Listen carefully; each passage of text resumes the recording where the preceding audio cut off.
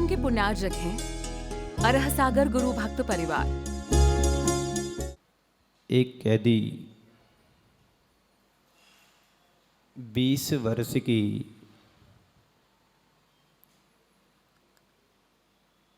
लंबी सजा को काट करके जेल से बाहर आया। जैसे ही जेल से बाहर आया, बाहर उसे एक पत्रकार ने पूछा कि यह बतलाओ, जब तुम जेल के अंदर थे तब और अब जेल के बाहर हो तब तुम्हें दोनों में क्या अंतर महसूस हो रहा? पत्रकार के इस प्रश्न को सुनकर के कैदी के मन में ये विचार आया और उसने कहा, जब मैं जेल के अंदर था मैं बंधन में था। जब मैं जेल के अंदर था मैं बंधन में था, परतंत्र था। जब मैं जेल के अंदर था, जेल की 4 दीवारों के अंदर मेरा जीवन था। वहाँ पर 4 पहरेदार रहते थे जिनके अंडर में मुझे रहना पड़ता था। और इतना ही नहीं, जेल और जेलर के अनुशासन में मुझे वहाँ पर रहना पड़ता था। अब जेल के मैं बाहर हूँ, एकदम स्वतंत्र हूँ। जेल से मैं एकदम बाहर आ गया हूँ, एकदम स्वतंत्र हो गया हूँ, मुक्त हो गया हूँ। अब मुझे जेल और जेलर का कोई अनुशासन प्रतिबंधित नहीं कर सकता है। जब मैं जेल के अंदर था, 4 दीवारों के अंदर था, मेरे अंदर बंधन था, परतंत्रता था। लेकिन अब मेरे पास कोई 4 दीवारें जेल की नहीं हैं, ना जेल का कोई अनुशासन है, ना जेलर का कोई अनुशासन, ना कोई हमारे ऊपर प्रतिबंध है। अब मैं पूर्ण रूप से स्वतंत्र हो गया हूं। संत कहते हैं, तुम्हें बाहर का जेल दिखाई देता है, बाहर के जेल की व्यवस्थाएं तुम्हें दिखाई देती हैं, बाहर के बंधन तुम्हें बंधन जैसे दिखाई देते हैं, पर कभी तुम्हें अपने आत्मा के बंधन को लगा कि मेरी आत्मा बंधन में है? नहीं लगा। जिस दिन तुम अपनी आत्मा को बंधन से जकड़ी हुई समझ लोगे, तुम उसी दिन निर्बंध होने की सोचोगे। एक बाहर के जेल में कैदी जाता है तो उसे उसका बंधन जैसे लगने लगता है और वह बंधन से बचने का प्रयास और प्रयत्न भी करता है। कभी हमारी आत्मा के बारे में हमने अपनी आत्मा के बारे में सोचा कि मेरी आत्मा भी जन्म जन्मांतरों से बंधन में है? जेल कौन जाता? बताओ, जेल कौन जाता?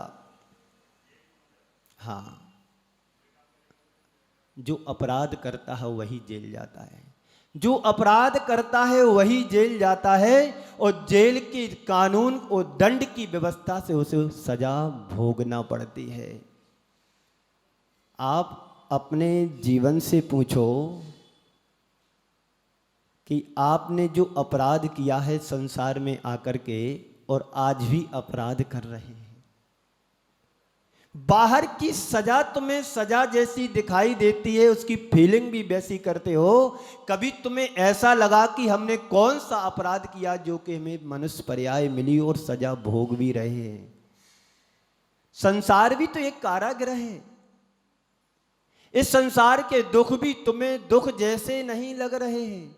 जिस दिन तुम महसूस करोगे कि संसार के दुख हमारे दुख हैं, उसी दिन तुम दुख से बचने का प्रयत्न करोगे, उसी दिन तुम दुखों से बचने का पुरुषार्थ करोगे। लेकिन अभी संसार के दुख हमें दुख नहीं लग रहे हैं, संसार का सुख में मजा आ रहा है।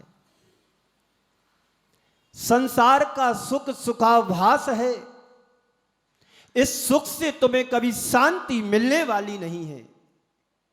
जैसे एक जेल में अपराधी रहता है, वहाँ जितनी भी उसको सुविधाएं दी जाएं, उसको सुविधाओं में मजा नहीं आता है। ऐसे ही संत कहते हैं, तुम इस संसार में रह रहे हो, संसार का सुख तुम्हें सुखाभास है, सुख में सुख और शांति नहीं है। आज के संदर्भ में जीवन को सुधारने के लिए और जीवन में परिवर्तन लाने के लिए 4 शब्द: मुक्ति, भुक्ति, मुक्ति, भुक्ति, अनुरक्ति और विरक्ति। मुक्ति, हर व्यक्ति मुक्ति चाहता है। आप क्या, जितने भी संसार में पशु पक्षी हैं वही भी मुक्ति चाहते हैं। पशु पक्षी तो जाने दो, कीड़े मकोड़े भी मुक्ति चाहते हैं। यदि आप एक चींटी को घेरे के अंदर रखोगे तो वह भी उस घेरे से भागने का प्रयास करती है। आप किसी पशु पक्षी को पकड़ोगे, उसको पकड़ कर रखो तो वह भी छटपटाता है, भागने की कोशिश करता है। तो संसार का हर प्राणी मुक्ति चाहता है, पर यह भी तो देखो कि मुक्ति जैसा कार्य हम क्या कर रहे हैं। बाहर यदि तुम कोई अपराध करते हो, अपराध के कारण तुम पकड़े जाते हो, पकड़े जाने के कारण तुम्हें जेल में पहुंचा दिया जाता है और दंड स्वरूप तुम्हें वहां पर सजा सुनाई जाती है कि तुम 20 साल के लिए कारावास हो गए। जन्म जन्मांतरों से हमारी आत्मा इस संसार में कर्म बंधनों के कारण भटक रही है। जेल के कारावास में है, आत्मा भटक रही है। इसको कभी मुक्ति दिलाने की बात सोची? कोई अपराधी अपराध के कारण जेल जाता है तो उनके परिवारजन बहुत कोशिश करते हैं कि जैसे बने तैसे इसको बाहर निकाल लिया जाए। कभी आपने ऐसा सोचा कि हमारी आत्मा कर्मों से जकड़ी हुई है, इसको कैसे मुक्त किया जाए? कल क्या है? 15 अगस्त। कल 15 अगस्त है। आज यदि हम कर्मों से मुक्त होंगे तो कल 15 अगस्त का आनंद ले पाएंगे। जब एक आत्मा मुक्त होती है, संसार से मुक्ति को प्राप्त होती है, तो जो आनंद अनुभूति जो होती है वो उसके लिए कहा नहीं जा सकता है। जैसे एक कैदी को 20 वर्ष के बाद बाहर लाया जाता है, सजा काट करके बाहर आता है, जैसा आनंद की अनुभूति उस कैदी को होती है, ऐसे ही अनुभव इस जीव को जब संसार दशा से मुक्त होता है, उसके लिए जो आनंद की अनुभूति होती है वो कहा नहीं जा सकता है। आप लोगों को तो आनंद आ रहा है, अभी पता नहीं है कर्मों की मार। आनंद नहीं ले रहे हो, सजा भोग रहे हो। एक कर्म है, बाहर का कर्म तुम्हें दिखाई देता है। जब कोई तुम अपराध करते हो तो सजा मिलती है, उस सजा को तुम सजा जैसा स्वीकार करते हैं तो उसमें दुख होता है। ऐसे ही जब अपने आप कर्मों को तुम सजा समझ लोगे तो उससे मुक्ति पाने का, उससे छुटकारा पाने का तुम प्रयत्न और पुरुषार्थ करोगे।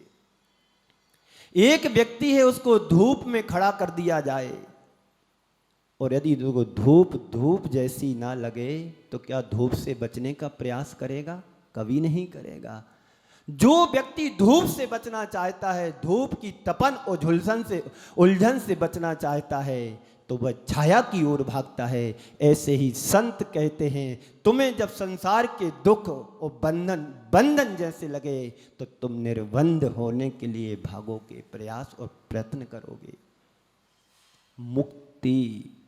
मुक्ति क्या है? मुक्ति यानी मोक्ष। आप लोग मोक्ष चाहते हो कि नहीं? बोलो, पुराने रूटीन में आ जाइए। आप लोग मोक्ष चाहते हो कि? हाँ जी। तो मोक्ष घर बैठे बैठे मिलेगा? तो क्या करना पड़ेगा तुम्हें? घर से बाहर निकलना पड़ेगा, और बाहर ही निकलना नहीं पड़ेगा, तुम्हें उस मार्ग पर चलना भी पड़ेगा। एक बार किसी युवक ने पूछा मेरे से कि महाराज श्री, आप लोग मोक्ष की और मुक्ति की बातें बहुत करते हो, महाराज श्री जब पंचम काल में मोक्ष नहीं है तो मोक्ष की बात करने से क्या मतलब? उससे कहा कि आज भी मुक्ति है। अरे महाराज कैसी बात करते, मैंने तो शास्त्रों में पढ़ा है कि पंचम काल में मोक्ष नहीं है, मुक्ति नहीं, तो कैसे मोक्ष मुक्ति है? मैंने फिर कहा आज भी मुक्ति है और अभी भी मुक्ति है। अरे आश्चर्य में पड़ गया, अभी मुक्ति है? कोई नया सिद्धांत आ गया, कोई नया आगम आ गया? नया कुछ नहीं आया है, बस हमारी सोच में फर्क है। बोले कैसे महाराज श्री, आज मुक्ति है, आज मोक्ष है? देखो, आपको दुख अच्छा लगता है कि बुरा? बोले दुख तो बुरा लगता है। बोले उसको छोड़ो, दुख के साधनों को छोड़ो, आज भी तुम सुख को प्राप्त करोगे, मुक्ति को प्राप्त करोगे। फिर उससे कहा आपको बुराई अच्छी लगती है? बोले अच्छी नहीं लगती, तो बुराई के कारणों, बुराई को छोड़ो, दोषों और दुर्बलता को छोड़ो, दुर्गुणों को छोड़ो, दोष को छोड़ो और दुख को से मुक्ति पाओगे। आज भी तुम्हें पंचम काल में इन चीजों से मुक्ति है कि नहीं? हाँ महाराज श्री समझ में आ गया, आज भी मुक्ति है। ये मुक्ति, ये दोष दुर्गुण दुर्बलताओं से यदि हम बचना चाहते हैं तो वैसे कार्यों से भी मुझे बचना है, और वैसे कार्यों से जब बचोगे तुम तो मुक्ति आज भी तुम्हारे पास में है कि नहीं? मुक्ति पंचम काल में। अरे प्रत्यक्ष मुक्ति तुम्हारे सामने, परोक्ष किसने देखा? आज है कल रहे ना रहे क्या पता, मरने के बाद तो किसी को कुछ पता नहीं पड़ता है। हमारे गुरुदेव कहते हैं जो कुछ करना है अभी कर जा। क्या कहा गुरुदेव ने? जो कुछ करना है अभी कर जा, मरना है तो मर जा, मरना है तो मर जा, पर कुछ अच्छा कर जा। मरना है तो मर जा, पर मरते मरते कुछ कर जा, वरना कर्जा तो मत कर जा, वरना कर्जा तो मत कर जा। हम सब लोग कर्जा लेकर के आए हैं और यहां पर क्या कर रहे हैं? कर्जा और कर रहे हैं माता पिता के ऊपर। तो मुक्ति मिलने वाली नहीं है, मुक्ति की बात करते हैं और भुभुक्षु का काम नहीं करते हो। भुभुक्षु किसे कहते हैं बताइए? भुक्तम इति भुक्तम इति भुक्षु, जो भोगों को भोगता है वो भुक्षु है। आप लोग क्या करते हो? भोगों को भोग रहे हो, और भोगों के भोगने से कभी मुक्ति मिलने वाली नहीं है। इसलिए मुमुक्षु बनो तो मुमुक्षु के कार्य भी वैसे होना चाहिए। घर में बैठे रहोगे कभी मुक्ति मिलने वाली नहीं है। जो मोक्ष मार्ग पर चलता है उसके लिए मुक्ति मिलती है। संत कहते हैं तुम घर में बैठे रहोगे और मोक्ष मार्ग की बातें करते रहोगे तो 3 काल में कभी आज तक किसी को मुक्ति हुई नहीं है, ना आगे होगी भी नहीं। एक बार युवक ने कहा कि महाराज श्री तुम मोक्ष मार्ग पर क्यों चल रहे हो? बोले हम मोक्ष मार्ग पर चलने के लिए चले ही नहीं है। बोले जब मोक्ष नहीं है तो आज इस मोक्ष मार्ग पर क्यों चल रहे? मोने उससे कहा मैं मोक्ष पाने के लिए मुनि नहीं बना हूं। उससे कहा मोक्ष पाने के लिए मुनि नहीं बना हूं, मोक्ष मार्ग पर चलने के लिए मुनि बना है। आज यदि मोक्ष मार्ग पर हम चलेंगे निश्चित कल हमारा मोक्ष का मार्ग खुला रहेगा, द्वार खुलेगा। मुक्ति को पाने के लिए मोक्ष मार्ग पर चलने की आवश्यकता पड़ेगी। जो मोक्ष मार्ग पर चलेगा वही अपनी मंजिल को प्राप्त कर पाएगा, और जो मंजिल को प्राप्त कर पाएगा वही सिद्धों की श्रेणी में भी आ पाएगा। मुक्ति आप लोग पूजन में पढ़ते हैं, भुक्ति मुक्ति दातार। भगवान की भक्ति मुक्ति को देने वाली होती है। तो मुक्ति भुक्ति, भुक्ति का अर्थ होता है भोगना। क्या भोगना? भोगों को भोगना। भोगों को इतना भोगा कि खुद को ही भोग बना डाला। साध और साधन का अंतर मैंने आज मिटा डाला। अभी तक हमारी परिणति क्या रही है? भोगों को भोगने की परिणति रही है। भोगों को भोगोगे तो कभी जीवन में सुख और शांति तृप्ति मिलने वाली नहीं है। जितना जितना तुम भोगों को भोगोगे उतनी तुम्हारी आकुलता और अतृप्ति बढ़ती चली जाएगी। बंधन में आकुलता है, बंधन में आकुलता है, निर्बंध में निराकुलता है। एक बंधन का संसार का कारण है, एक निर्बंध संसार से मुक्ति का कारण है। हम विचार करें, सोचें कि बंधन हमारे लिए छोड़ने के लिए है कि ग्रहण करने के लिए है। जब तक तुम बंधनों से जकड़े रहोगे संसार में कभी मुक्ति नहीं मिलने वाली है। जिस दिन तुम बंधन को छोड़ोगे उस दिन तुम निर्द्वंद हो जाओगे। एक पक्षी होता है, जब तक पिंजड़े में रहता है तो वो बंधन को महसूस करता है, और जिस दिन पिंजड़े से निकल करके मुक्त हो जाता, उन्मुक्त हो जाता है, विचरण करने लगता, स्वतंत्र हो जाता है। यही हमारे साथ अवस्था और स्थिति है। जब तक हम संसार में रहेंगे तो बंधन के साथ रहेंगे। जिस दिन आत्मा बंधन से मुक्त होगी उस दिन यह स्वतंत्र विचरण करेगी, और एक बार ये अवस्था आदि शुद्ध अवस्था को प्राप्त हो जाती है तो संसार में दोबारा ये संसार को धारण नहीं करती है। जैसे एक बार घी को प्राप्त हो जाता, कभी दूध नहीं बनता है। संत कहते हैं ऐसी ये आत्मा संसार में यदि एक बार मुक्त दशा को प्राप्त हो जाती है तो कभी दोबारा संसार में नहीं आती है। मैं आपसे पूछना चाहता हूं कि आप संसार में किस कारण से आते हैं? तो आपका उत्तर आएगा कर्मों के द्वारा। यही बोलोगे ना, कर्म के बंधन से हम संसार में आते हैं। कोई कहेगा मोह के कारण संसार में भटकते हैं, कोई कहेगा अज्ञानता के कारण हम संसार में जन्म लेते हैं। बात सच है, यदि कर्म के द्वारा यदि हम संसार में आते तो सिद्ध अवस्था में भी कर्म उनको भी सिद्ध अवस्था से बनने से बचा सकते थे। बात समझ में आई? कर्म यदि हमें पेरते तो कर्म सिद्ध अवस्था में भी कर्मों को कभी सिद्ध बनने नहीं देते कर्म।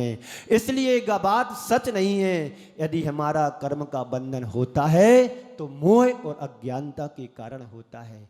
कर्म किसी को जगड़ते नहीं है। जब तक हमारी आसक्ति हमारे हाथ में है तब तक हमें कर्मों से कोई बचा नहीं सकता है। मोह और अज्ञानता जब तक हमारे जीवन में जुड़ी हुई है तब तक हमें कर्मों से कोई बचा नहीं सकता है। मात्र कर्म हमारे लिए बंध का कारण नहीं है। कर्मों के साथ मोह और अज्ञानता जब तक जुड़ी नहीं होती तब तक बंधन नहीं हो सकता है। यदि मात्र कर्म बंधन करता है तो सिद्धों को भी फिर कर्मों से बचा नहीं पाएगा।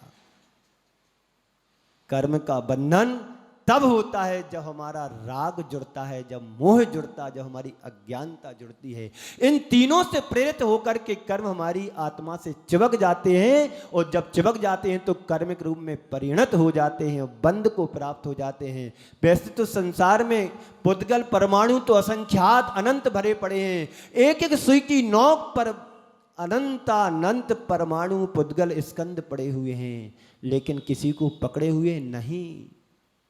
पकड़े हुए इसलिए नहीं है क्योंकि वो राग से उनका अटैचमेंट नहीं है, उनके द्वारा राग द्वेष और मोह नहीं हो रहा है। जब मोह और अज्ञानता उनसे राग और द्वेष जुड़ जाता है वही पुद्गल परमाणु कर्म के रूप में बदल जाता है और आत्मा से चिपक जाता है।